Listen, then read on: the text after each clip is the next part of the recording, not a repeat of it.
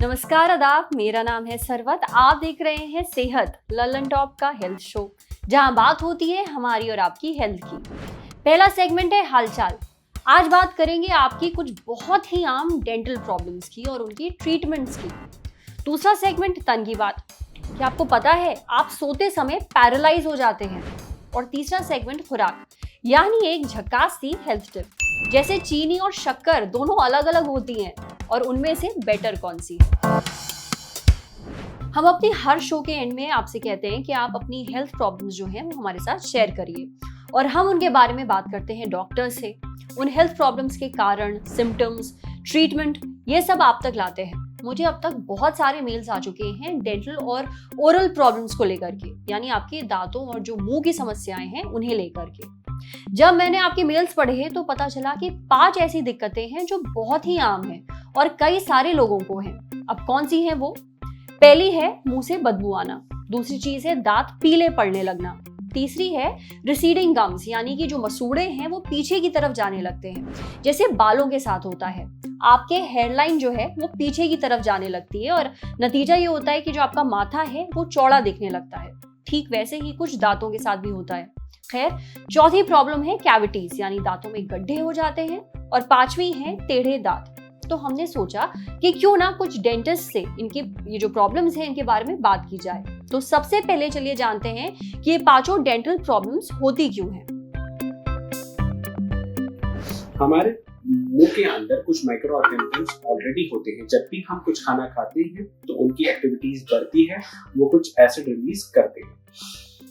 तो इसके कारण अगर हम वो सफाई ढंग से नहीं कर पाते तो हमारे मुंह में बदबू आती है। हम जीभ को ढंग से साफ नहीं करते, दांतों के बीच में सफाई नहीं करते फ्लॉस की यूज से। कुछ इंटरनल फैक्टर्स भी होते हैं मुंह से बदबू आने के, जैसे डाइजेस्टिव सिस्टम का में प्रॉब्लम, यानी पाचन क्रिया में problem, kidney diseases, diabetes mellitus, and pregnancy में भी कभी-कभी बदबू आती है। दांतों का पीलापन के लिए कुछ खाद्य पदार्थ जैसे चाय, कॉफी, अल्कोहलिक ड्रिंक्स और तंबाकू का तो सेवन वैसे ही हानिकारक है, और इन चीजों का भी सेवन कम से कम करना चाहिए। मसूड़ों का नीचे बैठने के कारण क्या होता है कि जब हम सफाई नहीं करते तो दांतों और मसूड़ों के बीच में माइक्रो ऑर्गेनिजम्स की कॉलोनीज इकट्ठी बनती रहती हैं। माइक्रो जो बैक्टीरिया होते हैं वो हमारी बोन को डैमेज करते हैं, ब्लीडिंग होती है और धीरे धीरे हमारा दांत निकल जाता है। कीड़े लगने का कारण sugar based food, acid based food, जो कि हमारे बैक्टीरिया और के से एसिड रिलीज करवाते हैं, और ये एसिड हमारे दांतों में के आउटर मोस्ट लेयर, जिसे हम इनामेल कहते हैं, जो कि हमारा सुरक्षा का एक तरह से लेयर होती है, उसको डैमेज करता है। टेढ़ा मेढ़ापन दांतों का बच्चों में अंगूठा चूसने के कारण, थंब सकिंग जिसे हम कहते हैं, और नर्सिंग बॉटल यानी फीडर बॉटल का ज्यादा समय तक उपयोग करना और लंबे समय तक, और वैसे तो उपयोग कम से कम करना चाहिए, उसका करना ही नहीं चाहिए।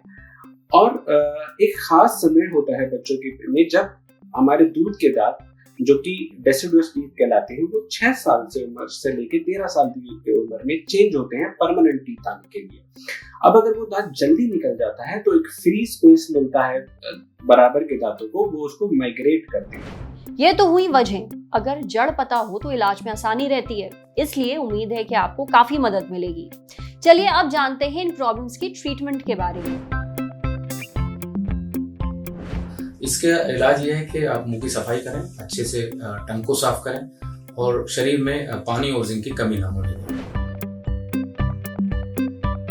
गंदे दांत बेसिकली या तो पान, तंबाकू और गुटखे की वजह से हो जाते हैं, या कुछ लोगों में जन्मजात होते हैं, जो डेंटल हाइपोप्लेसिया भी जिसे कह सकते हैं, या पानी में फ्लोराइड की अधिक मात्रा की वजह से हो सकते हैं।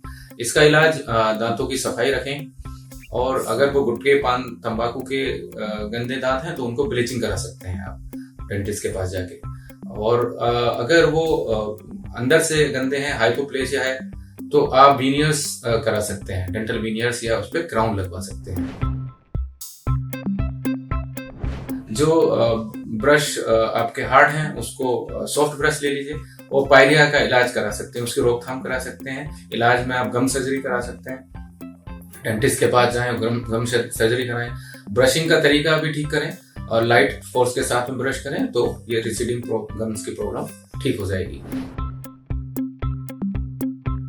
इसका इलाज ये है कि आप दांतों में प्लाक ना जमने दें, सफाई रखें, अच्छे से ब्रश करें, प्रॉपर ब्रशिंग टेक्निक सीखें। और दूसरा है कि आप अगर होल हो गया, छेद हो गया तो आप उसकी फिलिंग करा लें, और अगर दर्द है और ज्यादा छेद है तो आरसीटी करानी पड़ेगी, तो आरसीटी करा लें।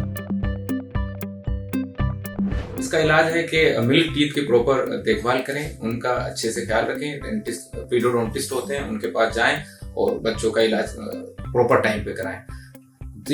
दूसरी बात, अगर वो टेढ़े मेढ़े हो गए हैं, जुवेनाइल स्टेज में है आपके बच्चे, तो उनको ऑर्थोडोंटिक ट्रीटमेंट कराएं जिसमें ब्रेसेस हैं। हमेशा की तरह इन बातों को लिख लीजिए, आपके बड़े काम आएंगी एंड होपफुली आपको आपकी परेशानी से निजात भी दिलवाएंगी।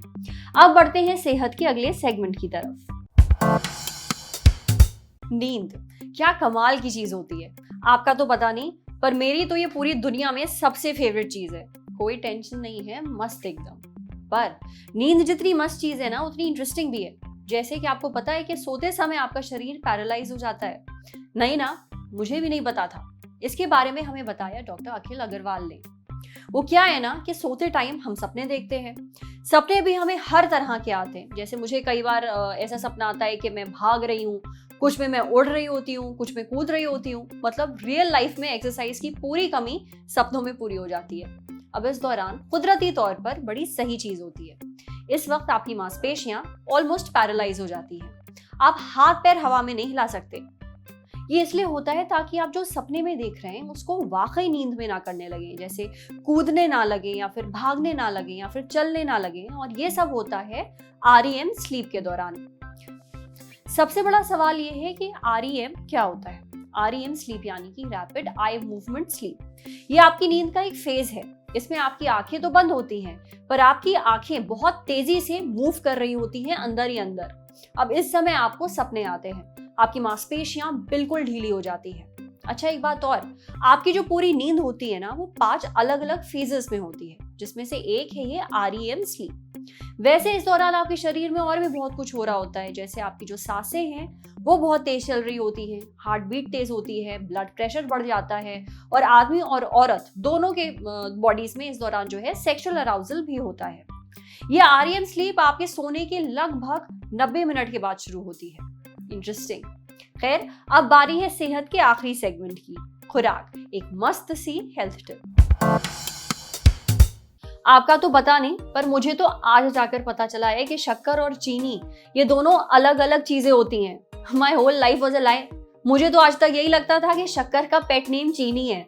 अब हो सकता है आप विद्वान हो, आपको बचपन से ये बात पता हो, पर आई एम श्योर मेरे जैसे और भी बहुत लोग होंगे। दरअसल शक्कर बनाने का जो पूरा प्रोसेस है वो बिल्कुल गुड़ की तरह होता है, और शक्कर चीनी से बेटर है आपकी हेल्थ के लिए। चाहे चीनी हो या शक्कर, बनते तो दोनों गन्ने से ही हैं, पर फर्क है बनने की टेक्निक में, और यही फर्क एक को दूसरे से ज्यादा हेल्दी बनाता है। चीनी खाने के बाद आपको एकदम से एनर्जी आएगी, जिसे हम इंग्लिश में शुगर रश कहते हैं। शक्कर के साथ ऐसा नहीं होता है। दोनों को बहने समझिए, बनाने वाला एक ही इंसान है, पर फितरत में दोनों अलग हैं। एक थोड़ी शांत है और दूसरी चंचल। दोनों का कैलोरी काउंट भी एक जैसा ही होता है। चीनी सफेद होती है, शक्कर एक फॉर्म में भूरी होती है, जिसे आप ब्राउन शुगर कहते हैं। वैसे शक्कर खाने से आपके ब्लड में इंसुलिन एकदम छलांग लगाकर नहीं बढ़ता।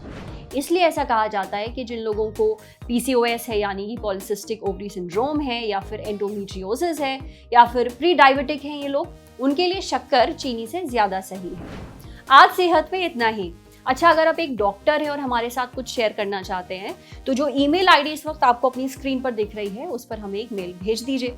कैमरे के पीछे है हमारे साथ अमितेश। ये वीडियो फेसबुक पे देख रहे हैं तो हमारे फेसबुक पेज को लाइक करिए, यूट्यूब पे देख रहे हैं तो हमारे चैनल को सब्सक्राइब करिए, बेल आइकन पर जरूर क्लिक कर दीजिए, ताकि जब भी हम कोई नया वीडियो अपलोड करें तो उसका नोटिफिकेशन आप तक सबसे पहले पहुंचे। Thank you.